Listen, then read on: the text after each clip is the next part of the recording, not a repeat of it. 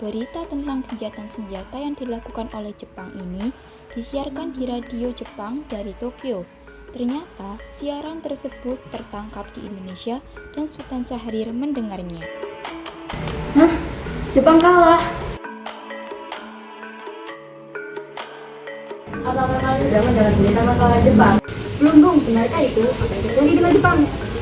Dari yang aku dengar, sekutu telah menjatuhkan bom di kota Hiroshima dan Nagasaki.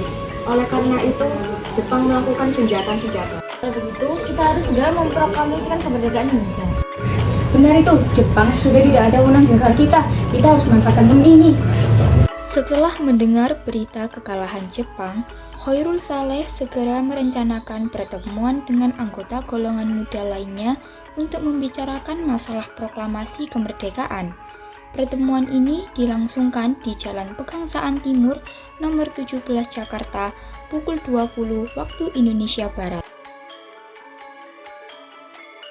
Teman-teman sekalian, sudahkah kalian mendengar berita tentang kekalahan Jepang? Hah? Belum kawan. Dari mana kau tahu tentang hal itu? Barusan saya, Sukarmi dan Syahrir mendengar kekalahan Jepang dari radio.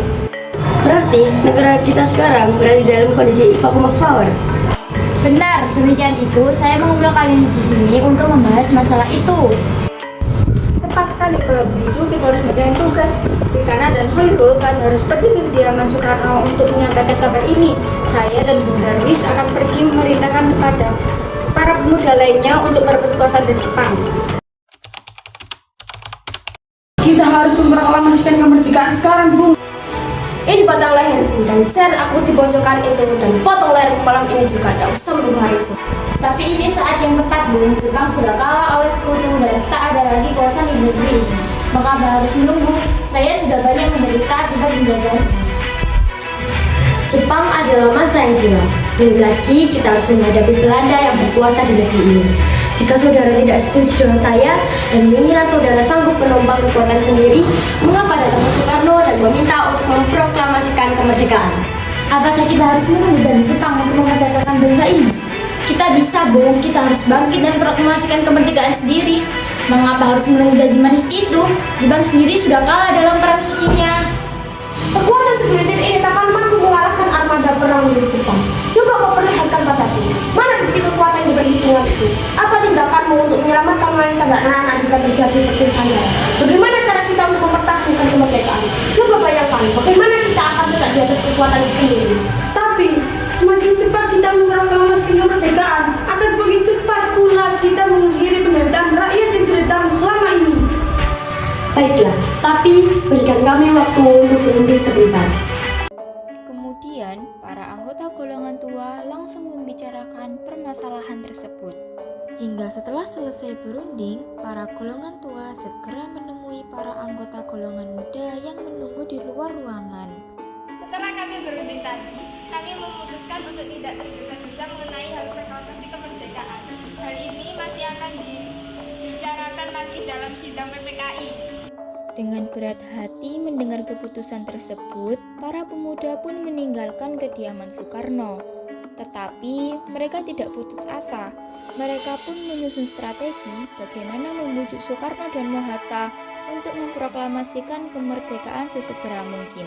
Akhirnya, mereka memutuskan untuk mengasingkan kedua tokoh itu ke Rengas Dengklok agar terhindar dari desakan pemuda dan pengaruh Jepang di Jakarta.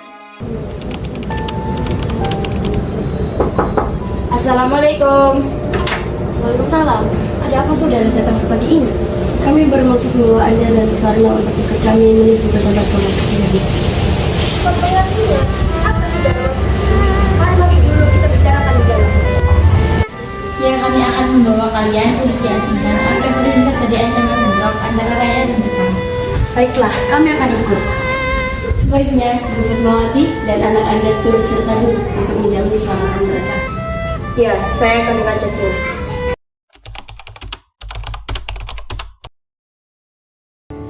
Apakah kalian tahu keberadaan Soekarno dan Bung Hatta?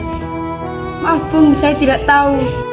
Katakanlah kepadaku di mana keberadaan mereka sekarang, dan aku akan menjamin keselamatan mereka ketika kembali ke Batavia. Aku juga akan menjamin kemerdekaan kalian untuk esok harinya. Akankah Anda bersumpah untuk itu? Kalian bisa percaya padaku, Nak. Baiklah, kami akan menunjukkan tempatnya di Rengas Dengklok. Nak, tolong antarkan kami ke Rengas Dengklok. Baik, kalau begitu naiklah.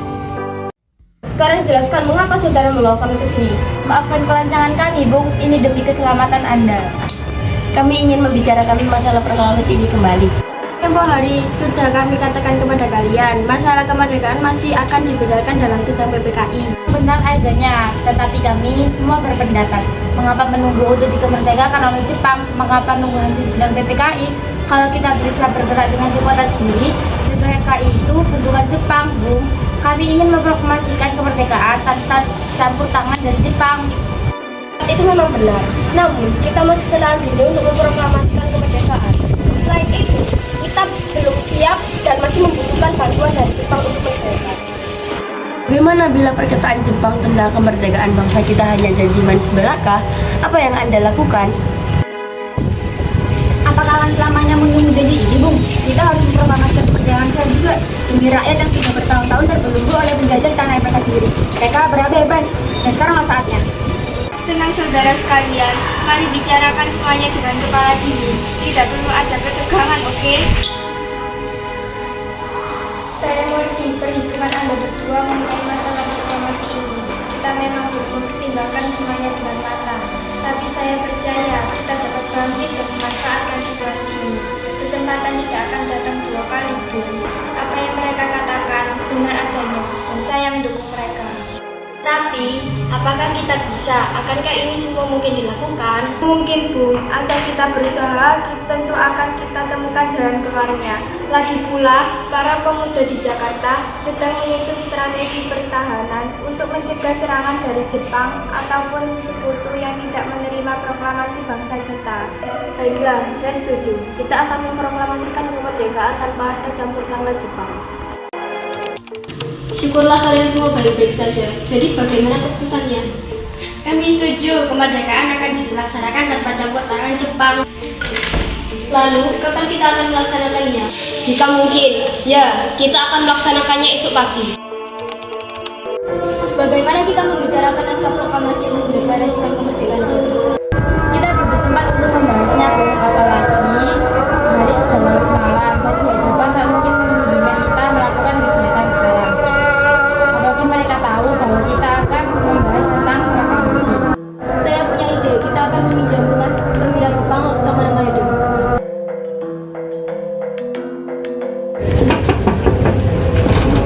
Selamat malam, ada apa, Bung? Maaf kami mengganggu Anda malam-malam begini. Kami butuh tempat untuk membicarakan persiapan kemerdekaan keesokan hari ini. Mereka itu, kalau begitu masuklah. Saya turut gembira mendengar kabar ini. Silakan gunakan ruangan yang kalian butuhkan. Saya akan pergi istirahat dulu. Baik, terima kasih Pak Maria. Perumusan teks proklamasi dilakukan di Rumah Makan Maeda. 3 eksponen pemuda yaitu Soekarni, Sudiro, dan BM Dia menyaksikan Soekarno, Mohatta, dan Mr. Ahmad Subarjo membahas perumusan naskah proklamasi. Pada tanggal 17 Agustus 1945, pukul 4 waktu Indonesia Barat, dibicarakanlah rumusan naskah proklamasi untuk yang pertama kalinya di depan para hadirin yang berada di Rumah Maeda yang langsung disetujui. Namun kemudian timbullah persoalan tentang siapa saja yang akan menandatangani naskah proklamasi. Menurut saya, sebaiknya naskah itu jangan ditandatangani oleh anggota PPKI. Memang kenapa? Lantas, siapa yang akan menandatanganinya? PPKI kan lembaga bentukan Jepang. Kita sudah sepakat tadi untuk melaksanakan proklamasi tanpa campur tangan Jepang. Kau benar, bagaimana ini, Bung? Adakah dari kalian yang punya pendapat untuk menyelesaikan masalah ini? Bagaimana jika naskah ini ditandatangani oleh hadirin yang datang saat ini, seperti Amerika yang menandatangani deklarasinya? Jangan, kita tidak boleh meniru. Kita harus berbeda dengan bangsa lain. Lalu, bagaimana Bung Karno? Karena ini berkat jasa-jasa Indonesia, berarti atas nama bangsa Indonesia. Saya setuju dan saya punya usul. Bagaimana yang menandatangani teks ini cukup 2 orang saja, yaitu Anda dan Bung Hatta, sebagai wakil dari bangsa Indonesia. Bagaimana? Usul yang bagus. Bagaimana hadirin? Kami setuju! Tolong kau ketik teks proklamasi ini. Jagalah teks ini baik-baik. Baik. Sayuti Melik pun mengetik teks tersebut. Semua persiapan proklamasi rampung pada pukul 4:30 waktu Indonesia Barat. Lalu semua hadirin pulang ke rumah masing-masing dengan perasaan gembira. Kemudian para pemuda mengirimkan kurir-kurir untuk menyampaikan bahwa saat proklamasi telah tiba. Mereka juga mengatur pelaksanaan penyiaran berita proklamasi kemerdekaan, menyebarkan beberapa pamflet ke penjuru Jakarta dan sekitarnya. Pengarah suara diusahakan adanya. Semua dilakukan agar rakyat dapat turut menyaksikan momen paling berharga untuk bangsa Indonesia. Alhamdulillah, akhirnya semua berjalan dengan lancar. Makasih ya Bung, sudah menemani saat-saat yang menguras pikiran ini. Iya, terima kasih Gusti Allah yang telah memberi jalan kepada kita untuk memproklamasikan kemerdekaan. Oh iya Pak, apa kalian sudah mempersiapkan bagaimana proklamasi kemerdekaan besok yang akan berlangsung? Sudah, kita akan melaksanakan upacara bendera dengan diiringi lagu Indonesia Raya karya Bung Supratman. Bukankah kita belum punya bendera, lantas bagaimana? Ya ampun, Bapak sampai lupa. Bagaimana jika Ibu saja yang menjahit benderanya? Tapi Ibu tidak punya kain, Pak. Kain yang ada hanya merah dan putih saja. Apa tidak apa-apa? Tentu saja, buatlah bendera sederhana. Yang penting kita sudah berusaha untuk menyediakannya. Tolong Anda kibarkan bendera merah ini sebagai tanda awal kejayaan bangsa ini. Saya akan menyuruh anak didik saya untuk mengibarkan